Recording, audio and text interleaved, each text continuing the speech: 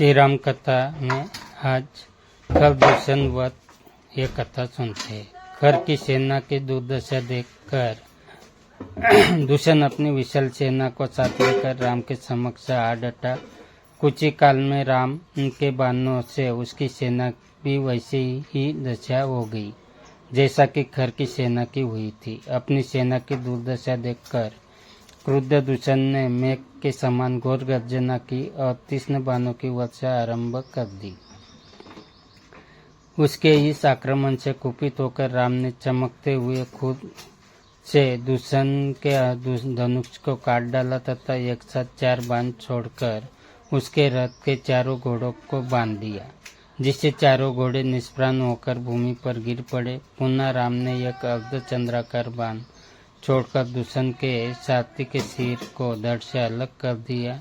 इस पर क्रोधित दूषण एक परिधि उठाकर राम को मारने झपटा। राम ने भी पलक झपकते ही अपना खड्ग निकाल लिया और दूषण के दोनों हाथ काट डाले। पीड़ा से छटपटा हुआ मूर्छित होकर धराशायी हो गया। दूषण की ऐसी दशा देखकर सैकड़ों राक्षसों ने एक साथ राम पर आक्रमण कर दिया। प्रत्युत्तर में रामचंद्र ने स्वर्ण तथा वज्र से निर्मित तीक्ष्ण बाण छोड़कर उन सभी राक्षसों का नाश कर दिया। इस प्रकार से दूषण सहित उसकी अपार सेना हेमलोक पहुंच गई। अब केवल 2 ही लोग शेष रह गए थे, खर और उसका सेनापति त्रिशिरा। खर का मनोबल टूट चुका था, अतः उसे धैर्य बंधाते हुए त्रिशिरा ने कहा, हे राक्षस राज, धैर्य धारण कीजिए। मैं अभी राम का वध करके अपने सैनिकों के वध का प्रतिशोध लेता हूँ। मैं प्रतिज्ञा करता हूँ कि मैं उस तपस्वी को अवश्य मारूंगा, अन्यथा मैं युद्ध भूमि में अपने प्राण त्याग दूंगा। खर को सांत्वना देकर वह राम की ओर द्रुत गति से झपटा। उसे अपनी ओर आते देख राम ने तत्परता पूर्वक बाण चलाना आरंभ कर दिया।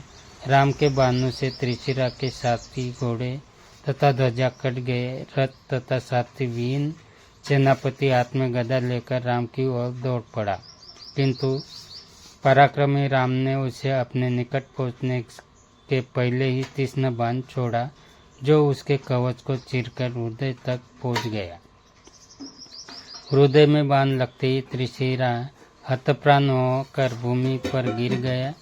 उस स्थान की सारी भूमि रक्त रंजित हो गई। सेनापति के वध हुआ देखकर क्रुद्ध खर राम पर अंधाधुंध बाणों की वर्षा करने लगा। उसके बाण वायुमंडल में सभी दिशाओं में फैल गए। इस पर राम ने अग्निबाणों की बौछार करना आरंभ कर दिया और विक्रुद्ध होकर खर ने एक बाण से रामचंद्र के धनुष को काट दिया। खर के इस अद्भुत पराक्रम को देखकर यक्ष, गंधर्व आदि भी आश्चर्यचकित रह गए, किंतु अदम्य योद्धा राम तनिक भी विचलित नहीं हुए। उन्होंने अगस्त्य ऋषि द्वारा दिया हुआ धनुष उठाकर क्षण मात्र में खर के घोड़ों को मार गिराया। रथ विहीन हो जाने पर अत्यंत क्रोधित होकर पराक्रमी खर हाथ में गदा ले राम को मारने के लिए दौड़ा।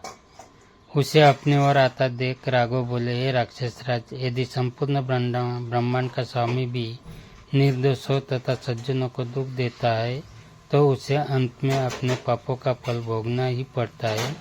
तुझे भी निर्दोष ऋषि मुनियों को भयंकर यातनाएं देने का परिणाम भुगतना पड़ेगा। मैं तुझ जैसे अधर्मी दुष्ट दानवों का विनाश करने के लिए ही वन में आया हूँ।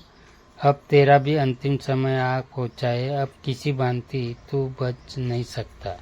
राम के वचनों को सुनकर खर ने कहा, हे अयोध्या के राजकुमार, तुमने स्वयं के मुख से स्वयं की प्रशंसा करके अपनी तुच्छता का ही परिचय दिया है।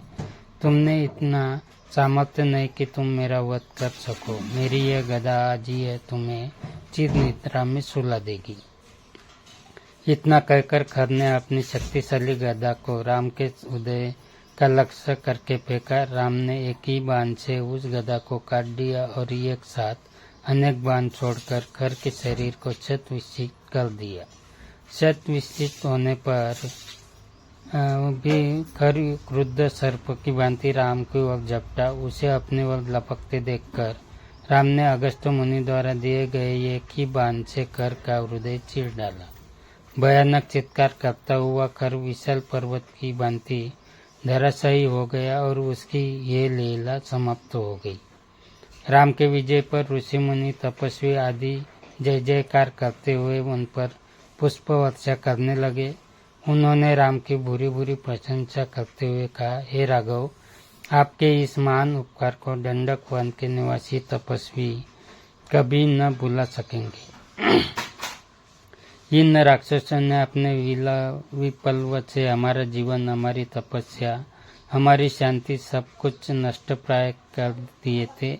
आज से हम लोग आपकी कृपा से निर्भय और निश्चिंत हो गए हैं। परमपिता परमात्मा आपका कल्याण करे। आशीर्वाद देकर वे अपने अपने निवास स्थानों को लौट गए। लक्ष्मण भी सीता को गिरी कंदरा से लेकर लौट आए। अपने महापराक्रमी पति और शौर्य गाथा सुनकर सीता का हृदय गदगद